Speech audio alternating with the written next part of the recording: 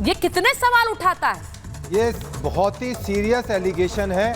माननीय supreme court ने इसी मामले में और कलकत्ता हाई कोर्ट ने सुनवाई करते हुए कहा था कि इनऑर्डिनेट डिले हुई है।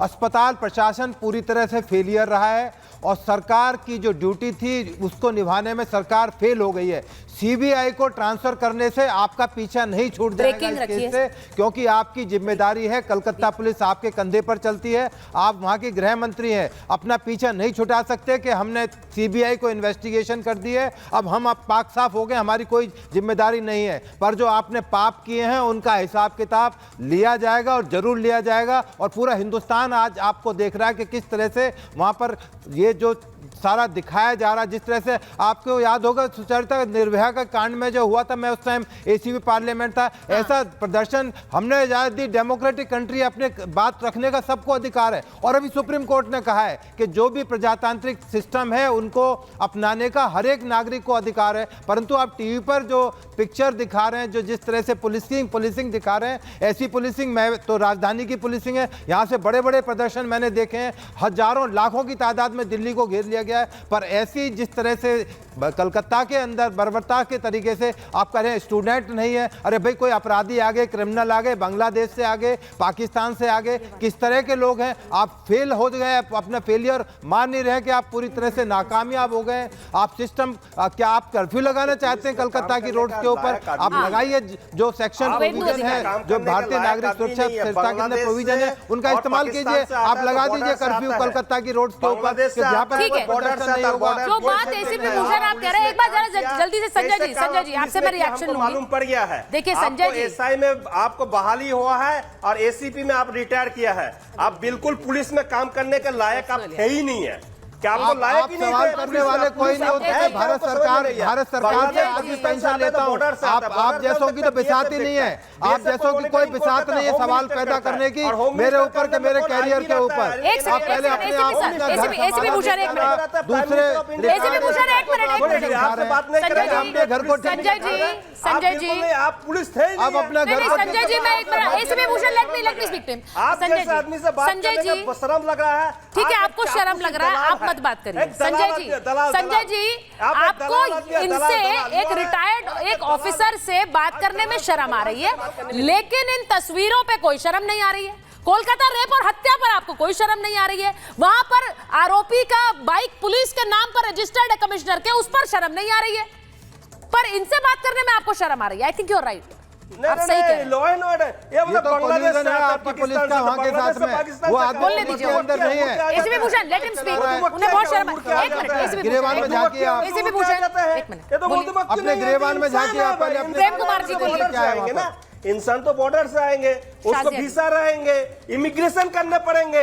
इमिग्रेशन दफ्तर भी किसको अंडर में रहता है? होम डिपार्टमेंट के अंडर में रहता है। आप कुछ नहीं जानते भाई साहब, आप बेकार आदमी हैं। अच्छा, आपसे बात नहीं, आपसे बहस करने का मतलब एक मूर्ख से बहस करने का सवाल है।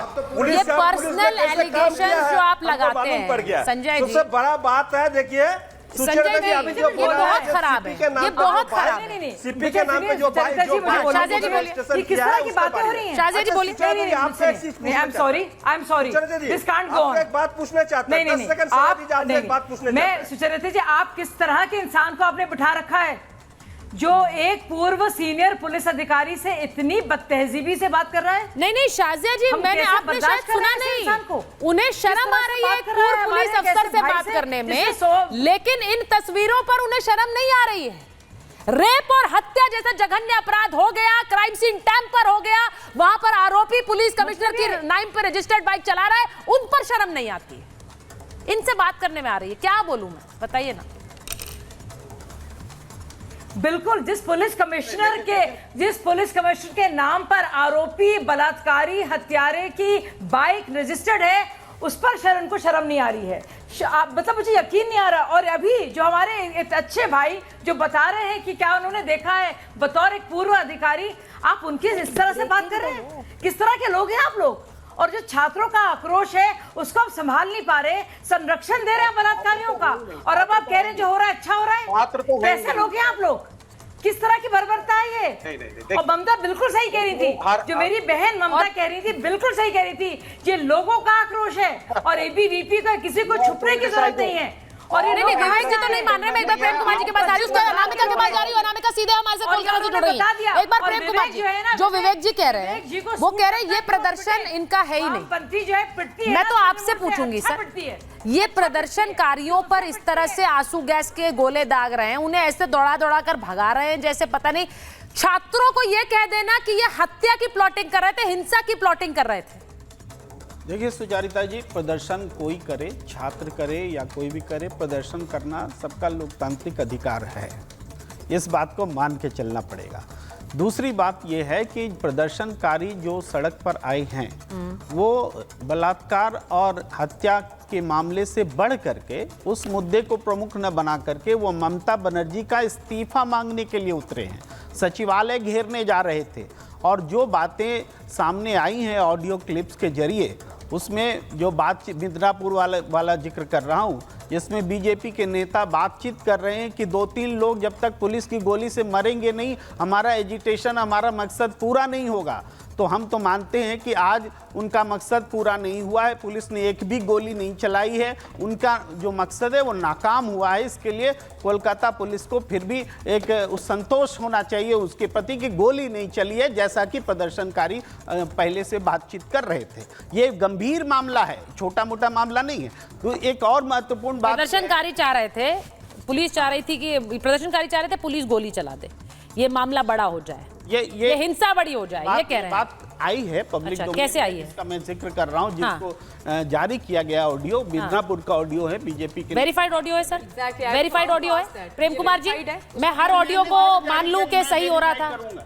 नहीं, आपका तो काम नहीं है, लेकिन आप जब नेशनल टेलीविजन पर कोई बात कहते हैं तो जिम्मेदारी आपकी है। तो ये वेरीफाइड ऑडियो है।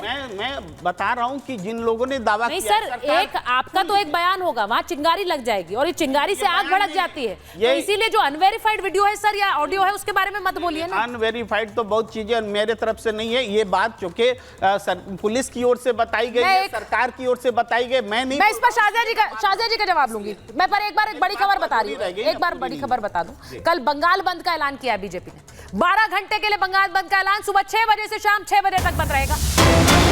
इमरजेंसी सेवाओं को छोड़कर सब बंद रहेगा।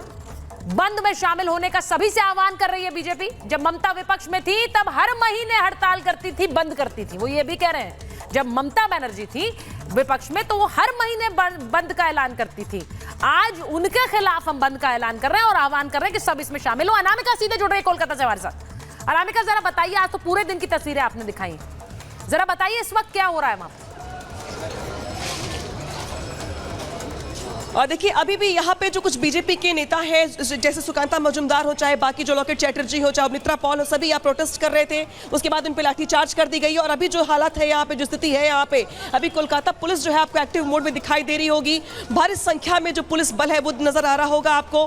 कोलकाता पुलिस के साथ साथ RAF के जवान भी हैं और यहाँ पे पूरे इलाके में, पूरे हिस्से में यहाँ पे बैरिकेडिंग कर दी है, क्योंकि यहाँ पे अब इससे आगे बढ़ने की किसी को परमिशन नहीं है। जो प्रदर्शनकारी थे उन्हें लाठियां भांज के यहाँ से खदेड़ दिया गया है, बैरिकेडिंग यहाँ पे लगा दी गई है और पुलिस का जबरदस्त पहरा है। यहाँ पे भारी संख्या में पुलिस की तैनाती कर दी गई है। इसके अलावा मेरे कैमरा पर्सन संतोष दिखाएंगे आपको, ये देखिए यहाँ पे पुलिस की मीटिंग चल रही है। पुलिस की यहाँ पे मीटिंग इस बात को लेकर के चल रही है कि अब जो स्ट्रेटेजी क्या होगी पुलिस की आगे को लेकर के, क्योंकि जो कुछ कार्यकर्ता है वो अभी भी स्ट्रेटेजी बना रहे हैं प्रोटेस्ट करने को लेकर। और चूंकि कल बंद का आह्वान भी है और ये जो इलाका है इसके आसपास ही बीजेपी का दफ्तर भी आता है, लिहाजा इस इलाके में कैसे पुलिस की घेरेबंदी होगी, कैसे इस पूरे इलाके को सील किया जाएगा, इसको लेकर यहाँ पे मीटिंग चल रही है। आंसू गैस की गोले से लेकर के यहाँ पे तमाम व्यवस्थाएं लेकर पुलिस चल रही है। सादी वर्दी में भी आपको पुलिस के जो जवान है वो दिख रहे होंगे, महिला जो पुलिसकर्मी वो भी नजर आ रही होंगी। पूरे के पूरे इलाके में बैरिकेडिंग करने के साथ साथ सील कर दिया गया है, बसें लगा दी गई हैं। बसें लगाने का मतलब ये कि अगर कोई प्रोटेस्ट करने वाला शख्स नजर आए तो उसे उठा करके बस में भर दिया जाए और यहाँ से लेके जाया जाए। रात भर पुलिस यही रहने वाली है। कल बंद का आह्वान है, पुलिस के पास इस बात का इनपुट है कि बंद के आह्वान के बीच भी जो प्रदर्शनकारी है वो आ सकते हैं, लिहाजा इस पूरे रास्ते को अभी से लॉक कर दिया गया है। इसमें से एक रास्ता जाता है बीजेपी दफ्तर के लिए, तो उस रास्ते को भी ब्लॉक कर दिया गया है। और अब पुलिस की मीटिंग चल रही है लाठियां भाजने के बाद कि अब शाम तक या इसके बाद कोई कार्यकर्ता आया या कोई प्रोटेस्टर आसपास नजर ना आए। ठीक, तो आज जिस तरीके से तस्वीर देखी हमने दिन भर, अनामिका